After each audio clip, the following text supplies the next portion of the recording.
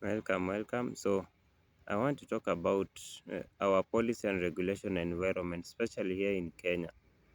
Understand that majority of the policies and regulations that are formulated, they do not put the human or the citizen aspect into mind when they are formulating those laws or policies. The people who are consulted mainly are the business people and also investors. So you will find that these policies and regulations or laws, when they are passed into parliament so that they may become law, they always favor the investors and business people, or basically the top 5% or 1% of the country, and the rest 95% is not favored by these laws and policies. So when this happens, I want to give an spiritual angle so that you may understand why you should be very keen on the types of policies and regulations that are being passed. When this happens, you'll find that 95% of the population suffers because any form of budgetary allocation or any form of investment or government action follows these laws and policies. So if 95% of the population is left out, I'll give you a vivid example. Like an example is session of paper number 10 of 1965 that led to the marginalization of northeastern counties.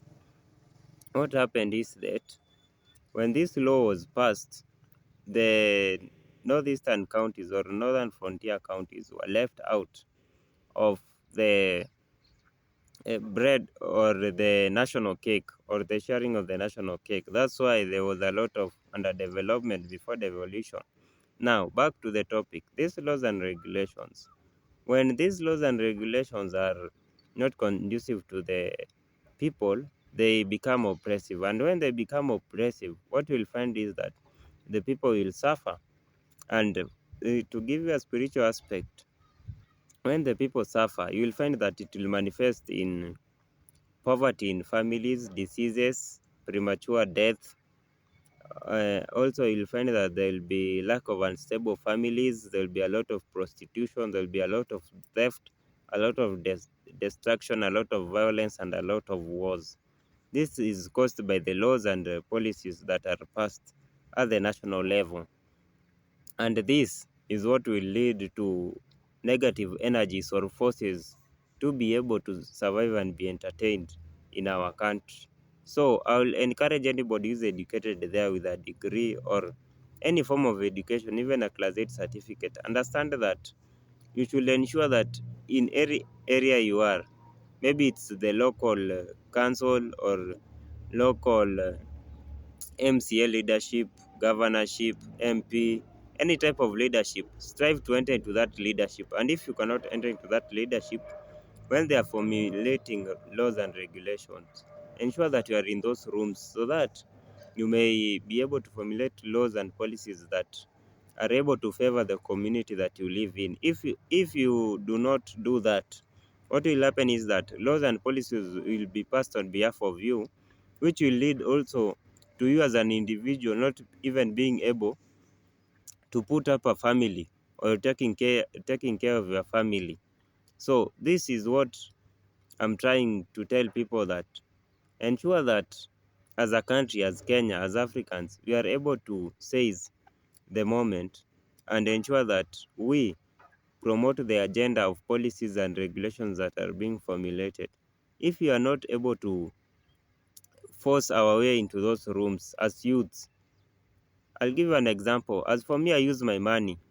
I go to energy forums, I go to environmental forums, agricultural forums, building forums. Many of those forums or summits and conferences is where policies and regulations are formulated, and also the people come into conclusions or various summaries.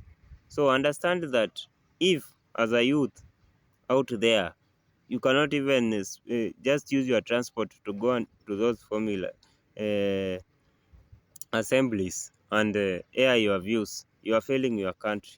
So try as much as possible and go there, because if you are not able I'm sorry to say, people with negative forces will take over, and they'll formulate policies and regulations that will hurt individuals, that will cause misery in the community. And that is why, if you look at majority of people, they view their leaders as negative entities or people who are devil worshippers. It's because of these policies and regulations that are being passed. People view our leaders as oppressive leaders, but when you tell people to take up their arms and to be able to go to these assemblies and rooms to influence policy and regulations, they do not want, because there, there are no people to pay you. That is the issue.